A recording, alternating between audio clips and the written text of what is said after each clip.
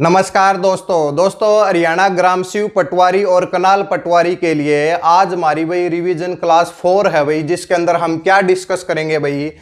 हरियाणा पंचायती राज अधिनियम 1994 में धारा नंबर 161 से लेकर धारा नंबर 218 तक सभी महत्वपूर्ण धाराओं को डिस्कस करेंगे भाई। इससे पहले भाई हमारी 3 क्लास कंप्लीट हो चुकी हैं। फर्स्ट क्लास में हमने भाई ग्राम पंचायत की जितनी भी इंपॉर्टेंट धाराएं हैं उनको डिस्कस किया है भाई। इसके साथ में भाई फिर पंचायत समिति की धाराएं डिस्कस की हैं और फिर जिला परिषद की। आज हम 218 तक कंप्लीट करेंगे। इसके बाद एक क्लास और होगी भाई, जिसके बाद में हरियाणा ग्रामीण विकास प्राधिकरण की भी सभी धाराएं हो जाएंगी। यानी कि 5 क्लास के अंदर भाई आपको सभी महत्वपूर्ण धाराएं मिल जाएंगी। इससे पहले हम कंप्लीट डिटेल के अंदर भी 280 धाराएं पढ़ चुके हैं। अगर आप देखना चाहते हैं तो चैनल के ऊपर भाई 32 क्लास अवेलेबल हैं, जिसमें हर धारा को भाई बहुत अच्छे से समझाया गया है भाई। इसके साथ में भाई नोट्स भी तैयार किए गए हैं भाई हिंदी में, 280 धाराओं के हिंदी में। इसके साथ में भूमि रिकॉर्ड, नहरी पटवारी सभी के कंबाइंड नोट्स तैयार किए गए हैं, जिससे आपका जो कॉमन सिलेबस है उसका भाई 15 से 16 नंबर का जो सिलेबस है वो कवर हो जाएगा। नीचे आपको कॉन्टैक्ट नंबर दिया हुआ है, उसके ऊपर कॉन्टैक्ट करें भाई। मात्र कुछ पेमेंट के ऊपर 70 रुपीज़ के ऊपर भाई आपको नोट्स प्रोवाइड करा दिए जाएंगे भाई, जिससे आप बहुत जल्दी 280 धाराएं याद कर सकते हैं, भूमि रिकॉर्ड भी पढ़ सकते हैं भाई। शुरुआत करें भाई आज की क्लास की भाई। जो भी दोस्त नए आए हैं भाई चैनल को सब्सक्राइब जरूर करें भाई। इसके साथ में बेल आइकन भी प्रेस करें ताकि आपको जितनी भी हमारी जो क्लासेज होंगी उसकी नोटिफिकेशन टाइम टू टाइम मिल सके भाई। चलो भाई शुरुआत करते हैं भाई। वैसे क्लास कल होनी चाहिए थी, लेकिन कुछ टेक्निकल फॉल्ट की वजह से भाई कल क्लास नहीं हो पाई। आज क्लास को भाई कंटिन्यू करते हैं भाई, ठीक है भाई। शुरुआत करें भाई। आज भाई धाराएं जो पढ़ेंगे भाई वो पढ़ेंगे भाई चुनाव से रिलेटेड, यानी कि ग्राम पंचायत, पंचायत समिति और जिला परिषद के भाई चुनाव कौन करवाता है भाई। सबसे पहली बात है राज्य चुनाव आयोग, यानी कि स्टेट इलेक्शन कमिश्नर के हाथ में भाई क्या होते हैं भाई, पंचायतों के चुनाव होते हैं। इसके साथ में नगर पालिका के भी चुनाव कौन कराता है, स्टेट इलेक्शन कमीशन कराता है भाई। इसके अलावा जितने भी चुनाव होते हैं वो क्या है भाई, वो इलेक्शन कमीशन कंडक्ट करवाता है। अब सबसे इंपॉर्टेंट धारा के ऊपर चलते हैं भाई।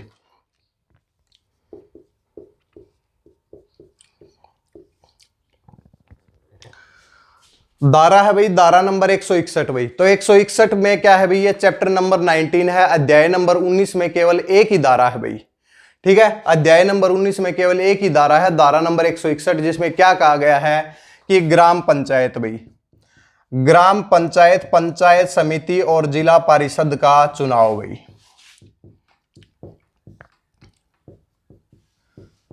पंचायत समिति और जिला परिषद का चुनाव भाई। भाई किस प्रकार चुनाव कराया जाएगा। सबसे पहली बात है कि भाई पूरा चुनाव है वो राज्य चुनाव आयोग की देखरेख में होगा भाई। पहली बात तो ये है भाई, राज्य चुनाव आयोग को भाई जो भी सरकारी कर्मचारी उपलब्ध वही कौन करवाएगी, सरकार करवाएगी भाई, ठीक है भाई। और इनका जो ग्राम पंचायत, पंचायत समिति और जिला परिषद का चुनाव कितने साल के लिए होता है, धारा नंबर 3 में हमने पढ़ा है कि पहली बैठक से इनका कार्यकाल 5 साल का होता है भाई, जब तक इनको भंग न किया जाए। और जब इनको किसी ग्राम पंचायत को भंग कर दिया जाए तो 6 महीने के अंदर भाई उसके चुनाव होंगे भाई। या फिर कार्यकाल कंप्लीट हो जाता है या फिर भंग किया जाता है तो 6 महीने के अंदर चुनाव होंगे। अगर बचा हुआ समय 6 महीने से कम है तो भाई चुनाव नहीं कराए जाएंगे। क्या नहीं कराया जाएगा, चुनाव नहीं कराए जाएंगे। तो धारा नंबर 161 क्लियर है भाई। ग्राम पंचायत, पंचायत समिति और जिला परिषद के चुनाव कौन कराता है भाई, राज्य चुनाव आयोग करवाता है भाई, ठीक है भाई। आगे की तरफ बढ़े भाई, अगली महत्वपूर्ण धारा को देखते हैं भाई। धारा नंबर 162 भाई। धारा नंबर 162 में है भाई चुनावी विभाजन, यानी कि भाई चुनाव कराने के लिए, जैसे कि ग्राम पंचायत के चुनाव कराने हैं भाई, तो क्या होगा भाई, तो भाई किसके अंदर, वार्ड के अंदर डिवाइड किया जाएगा भाई। जैसे एक गांव है तो गांव को वार्ड के अंदर डिवाइड किया जाएगा। वार्ड से भाई क्या बनाए जाएंगे, पंच बनाए जाएंगे और पूरे गांव के ऊपर एक सरपंच बनाया जाएगा भाई। तो किसके लिए, चुनावी विभाजन के लिए, यानी कि भाई जो भी क्षेत्र है, सभा क्षेत्र है, उसको वार्ड के अंदर डिवाइड किया जाएगा। कौन सी धारा के अंतर्गत, धारा नंबर 162 के अंतर्गत भाई, ठीक है भाई। अगर भाई वीडियो अच्छी लगे तो भाई वीडियो को साथ साथ में शेयर जरूर करें भाई, ठीक है भाई। सब्सक्राइब करें भाई और इसके साथ में भाई बेल आइकन प्रेस कर लें, क्योंकि आगे जो नोटिफिकेशन होंगी आपको मिल जाएंगी क्लासेज की। इसके साथ में भाई शेयर करते रहे। इसके बाद सबसे इंपॉर्टेंट धारा पढ़ते हैं भाई।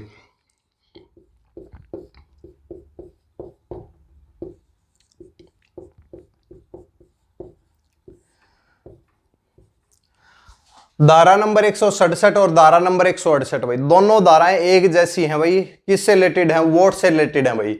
यानी कि ये तो दोस्तों, ये तो आप सभी लोग जानते हैं कि भाई एक व्यक्ति का एक से ज्यादा वोट नहीं हो सकता। क्या आपका एक से ज्यादा वोट है? नहीं है भाई। लेकिन जब भी पंचायत के चुनाव कराए जाएंगे तो धारा नंबर 167 के अंदर दिया गया है कि एक व्यक्ति का एक से ज्यादा वार्ड के अंदर वोट नहीं हो सकता भाई। समझे भाई?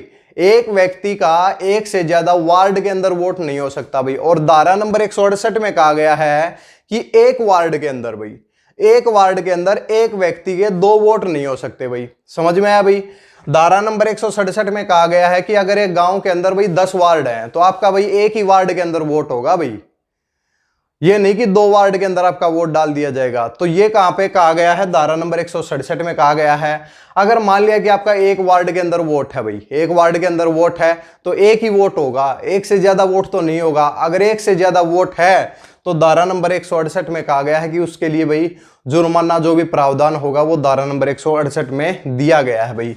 ठीक है भाई? तो सबसे यानी कि क्या होगा भाई? एक से ज्यादा वार्ड में भाई, एक से ज्यादा वार्ड में वोट नहीं हो सकता भाई। कौन सी धारा के अंतर्गत? वोट नहीं हो सकता भाई।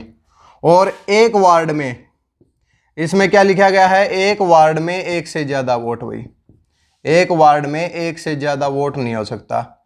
दोनों के अंदर भाई थोड़ा सा डिफरेंस है भाई।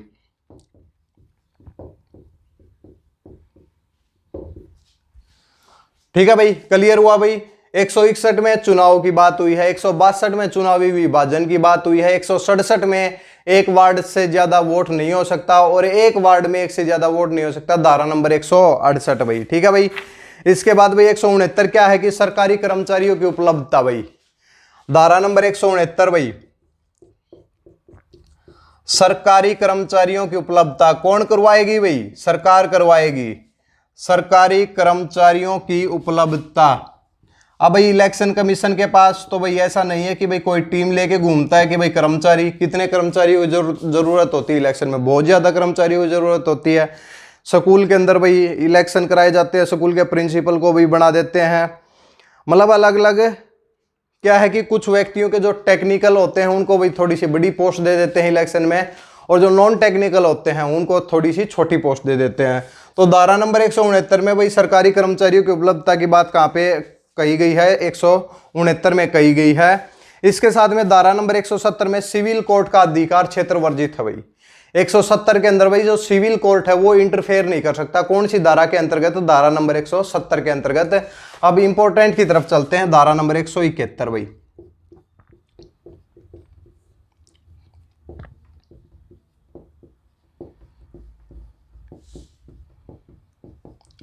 झूठी घोषणा करना, या फिर ये ग्रामस्यू के पेपर में पूछा गया है भाई। ग्रामस्यू में भाई पूछा गया, ग्रामस्यू लिखने से कुछ लोग समझेंगे ग्रामस्यू की धारा है भाई। ठीक है? ग्रामस्यू के पेपर में पूछा गया है कि भाई झूठी घोषणा करना की बात हरियाणा पंचायती राज अधिनियम 1994 के अंतर्गत कौन सी धारा के अंतर्गत हुई है? तो हम क्या बताएंगे भाई? तो धारा नंबर 171 भाई। ये ग्रामस्यू में क्वेश्चन पूछा गया था। पहले इसका स्क्रीनशॉट लें भाई, फिर आगे की तरफ बढ़ते हैं भाई।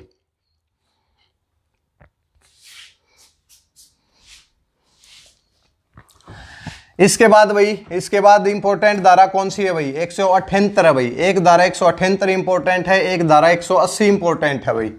ठीक है भाई? दोनों धाराओं को देखते हैं भाई। मतदाता सूची तैयार करते समय सरकारी, वैसे सभी धाराएं हम इसलिए नहीं करा रहे क्योंकि सभी धाराएं एक तो नोट्स के अंदर भाई हमने अच्छे से एक्सप्लेन कर दी हैं और अच्छे से लिख दी हैं भाई। ठीक है? इसके अलावा 32 क्लास भाई कंप्लीट हो चुकी हैं, जिसके अंदर पॉइंट टू पॉइंट यानी कि 10 धाराओं के लिए कम से कम आधा घंटा लगाया गया है भाई वहां पे। तो सब चीजों को बहुत अच्छे से बाइलैंग्वेज तरीके से वहां पे समझाया गया है। इसलिए अब एक रिवीजन टाइप में क्लास है तो भाई ज्यादा एक्सप्लेनेशन की जरूरत नहीं होनी चाहिए। वैसे धाराएं सभी इंपॉर्टेंट है भाई। किसी भी धारा को एक बार भाई पढ़ के जरूर जाएं भाई। सभी धाराओं को ऐसा ना करें कि भाई हमें तो भाई इंपॉर्टेंट करनी है, ऐसा नहीं होना चाहिए भाई। तो धारा नंबर 178 भाई, धारा नंबर 178 है, अवैध चुनाव घोषित होने पर,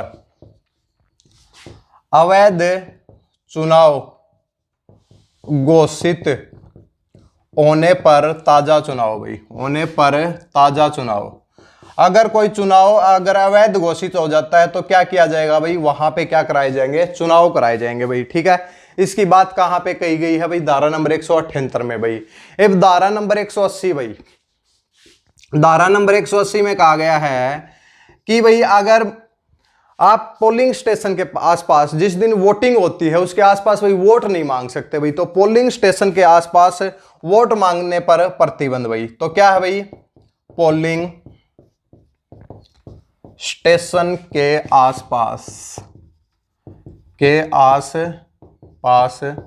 वोट मांगने पर प्रतिबंध भाई, वोट मांगने पर प्रतिबंध।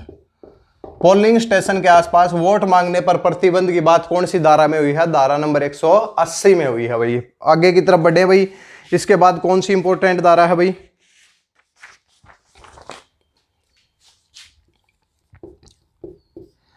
धारा नंबर 183 भाई, मतदान में गोपनीयता भाई। जो मतदान है वो गोपनीयता के साथ होगा भाई। ऐसा नहीं होगा कि भाई सरपंच को चुनना है भाई तो क्या करें कि भाई अपने हाथ ऊपर की तरफ कर दो भाई ये हमारा सरपंच है। इस प्रकार नहीं होता, किसने कहां पर वोट डाला है ये चीजें बताई नहीं जाती भाई। ठीक है, तो इसलिए मतदान है वो किसके साथ होना चाहिए, गोपनीयता के साथ होना चाहिए, यानी कि सीक्रेसी होनी चाहिए भाई।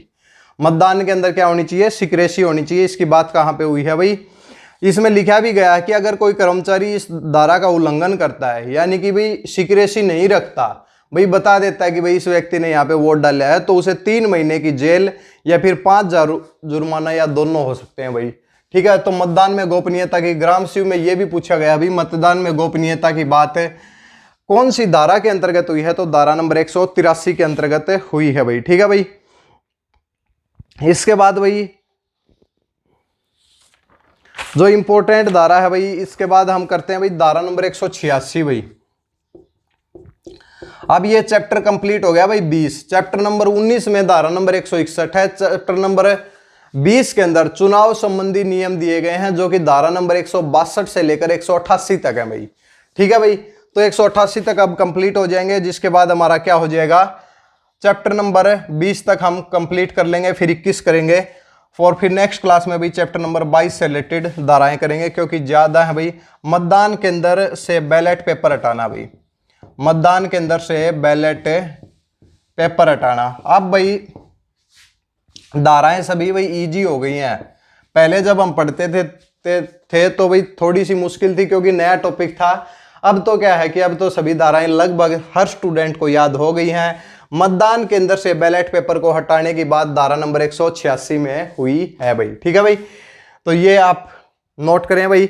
इसके साथ में भाई कुछ अब 187 में कहा गया है कि अन्य अपराध और दंड ज्यादा इंपॉर्टेंट नहीं है, वैसे याद रख सकते हैं। धारा नंबर 188 में कुछ अपराधों का अभियोजन भाई, कुछ अपराधों का अभियोजन की बात कौन सी धारा में हुई है, धारा नंबर 188 में हुई है भाई। ठीक है भाई, तो ये आप पहले नोट करें भाई, इसका स्क्रीनशॉट लें भाई। वैसे दोस्तों अगर ये हमारे चैप्टर 20 कंप्लीट हुए भाई, दोस्तों आपके जो ग्राम सीयू के एग्जाम की डेट है वो कब है भाई, अब जो एग्जाम की डेट है 11 और 12 दिसंबर को है। वैसे बहुत लेट है भाई, वैसे ग्राम सीयू का पेपर पहले होना चाहिए था, ये बात है। लेकिन क्या है कि HSSC ने क्या किया है कि केवल ग्राम सीयू को छोड़ के पुलिस, SI जितने भी पेपर हैं या फिर जितने भी पीछे के ग्रुप डी जो भी पेपर कारपेंटर के थे या फिर मैसोन के थे या फिर सब चीजों के एग्जाम की डेट निकाल दी है, ग्राम सीयू की सबसे बाद में रखी गई है। अब तो ऐसा हो गया है कि ग्राम सीयू की अगर कोई तैयारी, कोई लड़का अगर नए तरीके से करना चाहता है तो उसके पास 5 महीने हैं भाई, वो अपनी तैयारी को इस प्रकार कर सकता है कि कोई नया स्टूडेंट पुराने स्टूडेंट से पहले सिलेक्शन ले सकता है। ऐसा भी हो सकता है अगर आप अपनी तैयारी को छोड़ देंगे कि 5 महीने बचे हुए हैं तो कोई एक ऐसा स्टूडेंट होगा कि जो बिल्कुल नए सिरे से तैयारी करेगा और आपसे आगे निकल जाएगा और आपका सिलेक्शन रह जाएगा। इसलिए कंटिन्यूटी बनाए रखें भाई, इस बात को ना सोचें कि 5 महीने हैं, 5 महीने और मेहनत कर लो भाई, अब तो एग्जाम कराएंगे ही आखिर में। ठीक है भाई, चलो भाई आगे की तरफ बढ़ते हैं, इसका स्क्रीनशॉट ले लिया होगा भी आप सभी ने। अब चैप्टर नंबर 21 की तरफ बढ़ते हैं भाई। चैप्टर नंबर 21 में क्या दिया हुआ है, इंपॉर्टेंट धाराएं देखते हैं भाई। आइए दोस्तों, इसके बाद चैप्टर नंबर 21 की तरफ बढ़ते हैं भाई। और चैप्टर नंबर 21 के अंदर जो हमारी पहली इंपॉर्टेंट धारा है भाई, वो है भाई धारा नंबर 190 भाई। धारा नंबर 190 में कहा गया है कि सरकार द्वारा अतिरिक्त फंड उपलब्ध करवाना भाई। वैसे तो क्या है भाई, ग्राम पंचायत का भी एक फंड होता है, पंचायत समिति का भी एक फंड होता है और जिला परिषद का भी फंड होता है। अगर उस फंड से भी अलग अगर सरकार को लगे कि हमें कुछ अतिरिक्त फंड देने की जरूरत है, तो उसकी बात कहां पर हुई है भाई, तो धारा नंबर 190 में हुई है। और सरकार द्वारा अतिरिक्त फंड उपलब्ध करवाना, यानी कि क्या है भाई, निधि। फंड को क्या बोलते हैं, निधि। अतिरिक्त निधि उपलब्ध करवाना भाई, अतिरिक्त निधि उपलब्ध करवाना की बात कहां पे हुई है, धारा नंबर 190 में हुई है। वैसे दोस्तों चैप्टर नंबर 21 के अंदर भाई मिसलेनियस दिए हुए हैं। जैसे हमें पता है कि भाई जो चैप्टर नंबर 19 के अंदर चुनाव की बात थी, चैप्टर नंबर 20 में चुनाव के नियम की बात थी, चैप्टर नंबर 21 में कहा गया है कि मिसलेनियस भाई, जिनका कोई टाइप ही नहीं है, जो विविध प्रकार के हैं, तो उनकी बात कहां पे हुई है, चैप्टर नंबर 21 में हुई है भाई। तो इनका कोई टाइप नहीं है, बस ये है कि जो कुछ रह गया हरियाणा पंचायती राज अधिनियम में, उसको यहां पे ऐड किया गया है भाई। ये चैप्टर नंबर 21 तक थे भाई। फिर 2007 में भाई एक चैप्टर और लेके आए भाई, ये हरियाणा ग्रामीण विकास प्राधिकरण भाई, जिसको भी हरियाणा पंचायती राज अधिनियम में ऐड कर दिया गया, जिसके अंदर धाराएं फिर आपकी जो बन गई, धारा नंबर 219 से धारा नंबर 280 हो गए। पहले 218 धाराएं थी भाई, ठीक है भाई। तो ये जो धाराएं हैं चैप्टर नंबर 21 की हैं, वो 189 से लेकर 218 तक हैं भाई। आज हम 218 तक महत्वपूर्ण डिस्कस करेंगे, जिसमें धारा नंबर 190 क्या है, इंपॉर्टेंट है भाई। इसके बाद भाई धारा नंबर 191 भाई, क्या कहा गया है कि ग्राम पंचायत, पंचायत समिति और जिला परिषद के क्षेत्र में परिवर्तन पर प्रभाव भाई।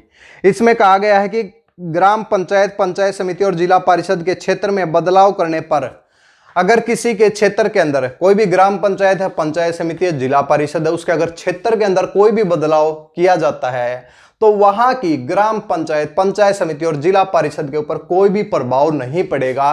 कौन सी धारा के अंतर्गत, तो धारा नंबर 191 के अंतर्गत हुई। इतनी इंपॉर्टेंट धारा नहीं है, इंपॉर्टेंट हमने लिख दी है। इसके बाद इंपॉर्टेंट की तरफ बढ़ते हैं कि भाई धारा नंबर 194 भाई,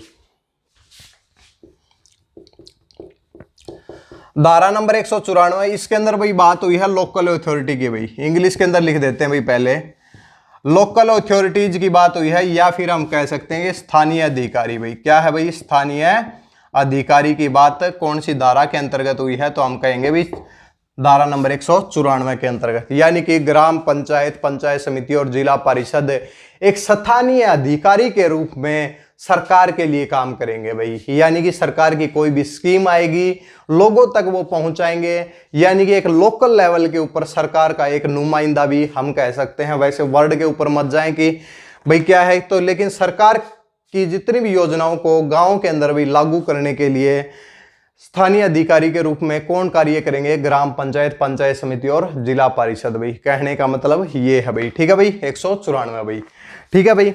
इसके बाद भाई हम ये कह सकते हैं भाई 197 भाई। इसके बाद इंपॉर्टेंट धारा जो है वो है धारा नंबर 197।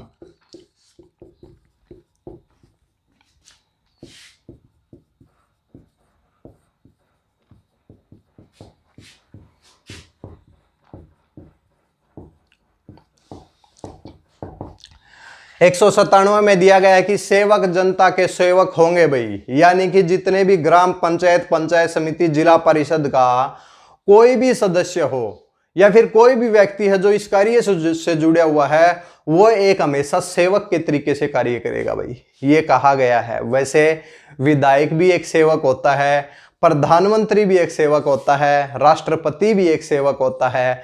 हर सरकारी कर्मचारी को सेवक बोला जाता है, जनता की सेवा के लिए बने हैं भाई, ठीक है भाई।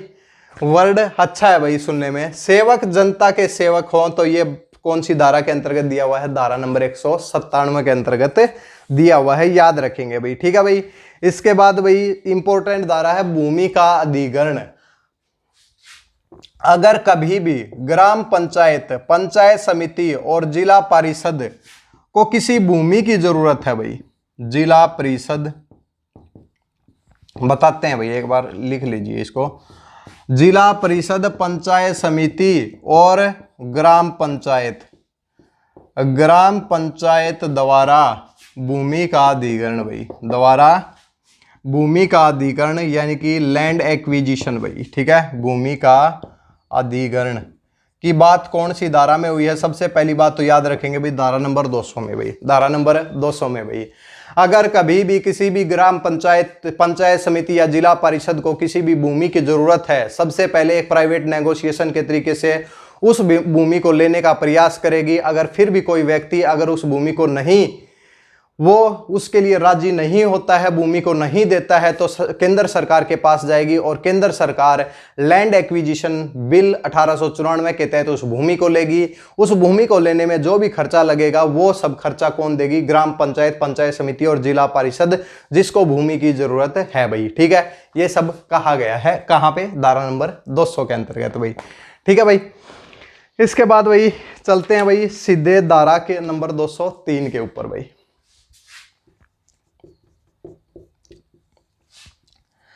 धारा नंबर 203 में कहा गया है कि शक्तियों का प्रत्यायोजन, शक्तियों का प्रत्यायोजन, प्रत्यायोजन मतलब एक शक्ति को दूसरी शक्ति के पास भेज देना। एक हमारे पास कुछ शक्ति है, हमारा कार्य किसी और को दे दें भाई, वो होता है शक्तियों का प्रत्यायोजन भाई।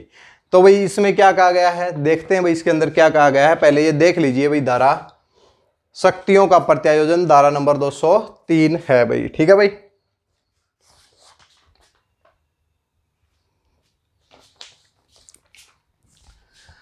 तो भाई शक्तियों के प्रत्यायोजन में क्या कहा गया है कि सरकार अपनी किसी भी शक्ति को, वैसे तो सारी शक्तियां सरकार के पास ही होती हैं, तो सरकार अपनी शक्तियों को किसको दे सकता है भाई? या तो निदेशक, डायरेक्टर ऑफ पंचायत डिपार्टमेंट, या फिर उपायुक्त यानी कि डिप्टी कमिश्नर को दे सकता है भाई। पहली बात क्लियर है भाई, सरकार अपनी कुछ शक्तियों को निदेशक और उपायुक्त को दे सकता है। वे शक्तियां जो कि लोकल लेवल के ऊपर हैं भाई, ऐसे नहीं है कि भाई कोई बड़ी शक्ति है वो इनको देगी भाई, क्योंकि क्या है, सरकार को भी लोकल लेवल के ऊपर कार्य करना है, इसलिए निदेशक और उपायुक्त को कुछ शक्तियां दे सकती है। निदेशक खुद कुछ शक्तियों को भाई उपायुक्त को दे सकता है, केवल उन शक्तियों को छोड़कर जो उसको शक्तियां मिली हैं भाई, यानी कि कुछ कार्य ऊपर से मिला है उसको नहीं दे सकता, खुद की शक्तियों को दे सकता है भाई।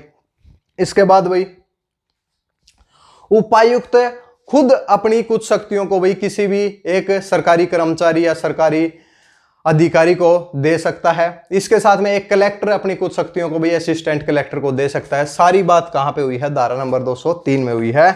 पहले भी बहुत अच्छे से हम डिस्कस किए हैं भाई सभी धाराएं, उस टाइम पे हमारे पास टाइम था, टाइम तो आजकल भी है भाई, ठीक है भाई। लेकिन ये लास्ट रिवीजन है भाई, इसके बाद रिवीजन के लिए मत बोलना भाई, क्योंकि और सब्जेक्ट भी आप लोगों को पढ़ने हैं भाई, ठीक है भाई। इसके बाद भाई चलते हैं भाई धारा नंबर 208 भाई, धारा नंबर 208, पहले इसका स्क्रीनशॉट लें भाई, फुल हो गया भाई बोर्ड हमारा।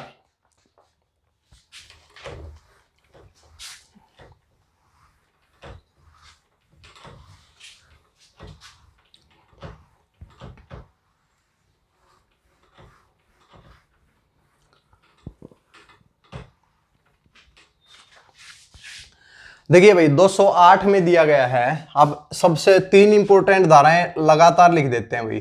धारा नंबर 208, धारा नंबर 209 और धारा नंबर 210 भाई, ये तीनों इंपोर्टेंट धाराएं भाई, याद रखें भाई। देखिए भाई धारा नंबर 208 को लिखने की जरूरत नहीं है, सुन लीजिए भाई। धारा नंबर 208 में कहा गया है कि निवर्तमान यानी कि जो नए चुने गए हैं भाई, अभी जो निवर्तमान पंच सरपंच, ठीक है, क्या लिखा गया भाई? निवर्तमान पंच, सरपंच, सदस्य, अध्यक्ष, उपाध्यक्ष, प्रधान, उप प्रधान के कर्तव्य यानी कि ड्यूटी भाई, यानी निवर्तमान मतलब कि जो भाई अभी वर्तमान में नहीं है। निवर्तमान का मतलब जो वर्तमान में नहीं है। मान लिया कि भाई इलेक्शन होता है तो नए सदस्य चुन के आते हैं, नया सरपंच बनता है, नया पंच बनता है, नए सदस्य बनते हैं। तो भाई क्या होता है कि जो पुराने सदस्य हैं उनका कर्तव्य है कि भाई वो अपना पद खाली करें और अपनी जितनी भी डॉक्यूमेंट उनके पास हैं वो नए अधिकारी को सौंपे भाई, कि लो भाई हमारा कार्य पूरा हो गया है, अब आपकी ये जिम्मेवारी है भाई। तो क्या कहा गया कि निवर्तमान पंच, सरपंच, सदस्य, जिला परिषद के सदस्य, पंचायत समिति के सदस्यों का कर्तव्य यानी कि उनकी ड्यूटी की बात कौन सी धारा में हुई है? धारा नंबर 209 में हुई है भाई। लिख लें भाई अपने लैंग्वेज के अंदर। धारा नंबर 209 सरकार की नियम बनाने की शक्ति भाई। सरकार की नियम बनाने की शक्ति भाई। सरकार की नियम बनाने की शक्ति की बात कौन सी धारा में हुई है? तो हम क्या कहेंगे भाई? धारा नंबर 209 में हुई है। कहां पे हुई है? 209 में हुई है। तो भाई जितने भी हरियाणा पंचायती राज अधिनियम के जितने भी नियम हैं तो उनके कौन सी धारा के अंतर्गत है? धारा नंबर 209 के अंतर्गत बनाए जाते हैं भाई। इसके बाद 210 भाई ये होते हैं उपनियम भाई। क्या है? उपनियम, या फिर हम ये कह सकते हैं, देखिए ये तीनों के अंदर ग्राम पंचायत, पंचायत समिति और जिला परिषद के हैं भाई। जो नियम सरकार बनाएगी वो भी क्या है? पंचायतों के हैं। उपनियम की भी क्या है? पंचायतों के हैं। बाईलॉज, अब बाईलॉज क्या होते हैं भाई? आप अपने घर में हैं भाई, कुछ रूल और रेगुलेशन आपके घर के हैं, वो क्या आपके घर के लिए बाईलॉज हैं। क्या आप उनको बाहर अप्लाई कर सकते हैं? नहीं कर सकते भाई। ठीक है, कोई कंपनी है, कंपनी के खुद के रूल रेगुलेशन होते हैं, क्या दूसरी कंपनी में वो रूल रेगुलेशन चलते हैं? नहीं चलते भाई। जो एक संगठन में बंद कर रह जाते हैं उन नियमों को क्या बोलते हैं? बाईलॉज यानी कि उपनियम होते हैं। और नियम है, नियम सभी के लिए होते हैं। जो नियम है जो सरकार बनाती है वो सभी के लिए इक्वली लागू होते हैं भाई। ठीक है भाई। लेकिन यहाँ पे जो उपनियम है, बाईलॉज हैं, ये क्या होते हैं? एक संगठन में बंद कर रह जाते हैं। तो ग्राम पंचायत को किस प्रकार कार्य करना है, पंचायत समिति को किस प्रकार कार्य करना है, जिला परिषद को कैसे कैसे कार्य करने हैं, तो ये सभी वही डिसाइड करेंगे भाई, उनके मेंबर डिसाइड करेंगे। तो वो खुद के एक बाईलॉज बनाते हैं भाई। अब सरकार तो ये कह सकती है कि भाई एक साल में कम से कम 6 मीटिंग होनी चाहिए भाई, यही कह सकती है सरकार तो। लेकिन वो 6 मीटिंग कब होंगी? तो ये खुद वो उनके बाईलॉज होंगे कि भाई हम डिसाइड करेंगे कि भाई 1 तारीख को करेंगे या 10 तारीख को करेंगे, या फिर खुद का मतलब सरकार ने एक डेडलाइन भाई सेट कर दी कि भाई 6 होनी चाहिए। अब वो बाईलॉज के अंदर आएगी कि वो होंगी कब भाई। ठीक है भाई, तो ये आप नोट करें भाई। इसके बाद आगे की तरफ बढ़ते हैं भाई। इसके बाद भाई आगे की तरफ बढ़ते हैं, पहले ये नोट करें भाई।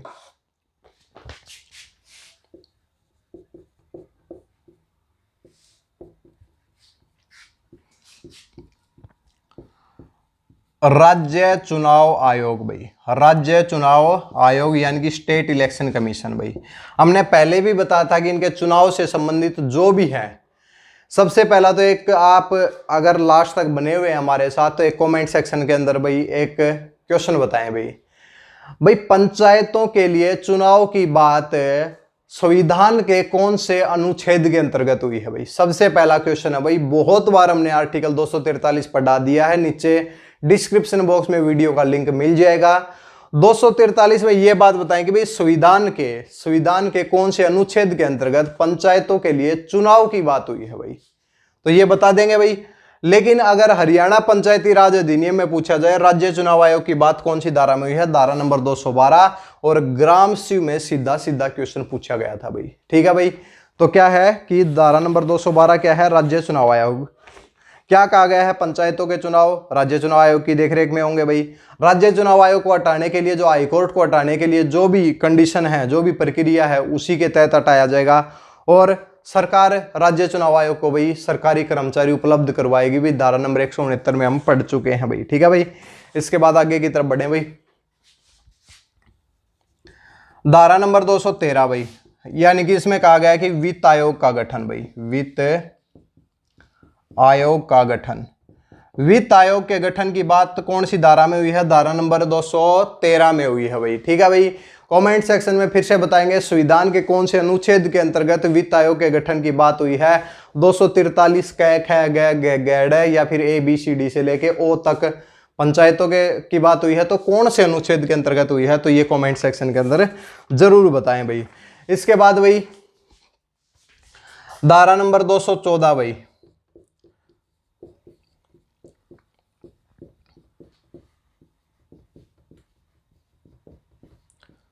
जिला योजना समिति।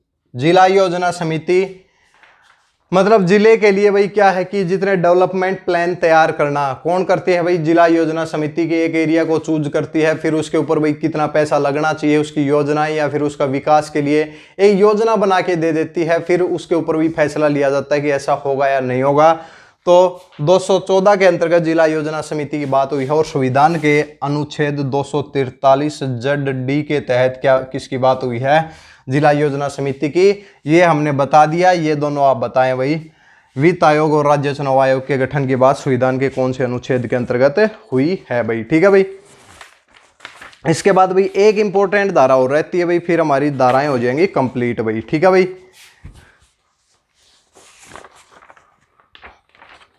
धारा नंबर 200, इसके बाद भाई धारा नंबर 216 भाई, धारा नंबर 216 भाई, वार्षिक प्रशासनिक रिपोर्ट भाई, वार्षिक प्रशासनिक रिपोर्ट भाई, यानी कि एनुअल भाई रिपोर्ट भाई, एनुअल एडमिनिस्ट्रेटिव रिपोर्ट बोलते हैं भाई इंग्लिश के अंदर, हिंदी के अंदर लिखो भाई अभी तो, ठीक है, रिपोर्ट भाई। धारा नंबर 216 में किसकी बात हुई है, वार्षिक प्रशासनिक रिपोर्ट की बात हुई है। और धारा नंबर 217 में निदेशक और अन्य कर्मचारियों की नियुक्ति की बात हुई है। 216 में क्या है, वार्षिक प्रशासनिक रिपोर्ट की बात है। 217 में निदेशक व अन्य कर्मचारियों की नियुक्ति की बात हुई है। और 218 में निरसन व बचत है, ये इंपॉर्टेंट नहीं है भाई। तो 217 तक आप कंप्लीट, 218 तक हो गई भाई, 217 इंपॉर्टेंट है भाई, निदेशक व अन्य कर्मचारियों की नियुक्ति भाई। इसी के साथ हमारा चैप्टर नंबर 21 कंप्लीट होता है। हरियाणा पंचायती राज अधिनियम में 22 चैप्टर हैं भाई, और 21वें चैप्टर की बात धारा नंबर 189 से लेकर 218 तक हुई है। चैप्टर नंबर 20 के अंतर्गत किसकी चुनाव संबंधी नियमों की बात हुई है, और चैप्टर नंबर 19 के अंतर्गत चुनाव की बात हुई है। तो सभी चैप्टर जरूर याद रखें भाई, क्योंकि ग्रामस्यू में 2-2 क्वेश्चन चैप्टर से पूछे गए थे भाई, ठीक है भाई। इसके साथ में अब भाई एक क्लास और होगी, फिर भूमि रिकॉर्ड के ऊपर आएंगे। एक कॉमन एग्जाम होगा भाई, सीईटी का कोई चक्कर नहीं है भाई, ठीक है। एक कॉमन एग्जाम होगा, उसमें प्रेफरेंस आपकी डाली जाएंगी, इसलिए तीनों का स्पेशल सब्जेक्ट जरूर पढ़ के जाएं भाई, ठीक है। इसके साथ में अगर इन सभी के अगर नोट्स चाहिए तो भाई नीचे पट्टी चल रही है, उसके ऊपर कांटेक्ट करें, आपको नोट्स प्रोवाइड करा दिए जाएंगे। जो भी दोस्त नए आए हैं चैनल को सब्सक्राइब जरूर करेंगे, बेल आइकन भी प्रेस करेंगे भाई, और आगे आने वाली क्लासेज का आनंद लेंगे भाई। चलो भाई नेक्स्ट क्लास में मिलते हैं। फिजिक्स की क्लासेज भी लगातार चैनल के ऊपर चल रही हैं, जिससे आपका भाई 4 नंबर के लिए हमारा प्रयास है कि भाई आप लोगों के क्वेश्चन गलत ना हो, इसलिए 24 घंटे के अंदर वही आपको कंप्लीट फिजिक्स पढ़ाई जाएगी। 24 क्लास के अंदर 24 घंटे होंगे भी नहीं भाई, 20 घंटों के अंदर भाई, यानी कि एक दिन में आप फिजिक्स लगभग पढ़ सकते हैं भाई, ठीक है भाई। चलो भाई नेक्स्ट क्लास में मिलते हैं, तब तक के लिए धन्यवाद।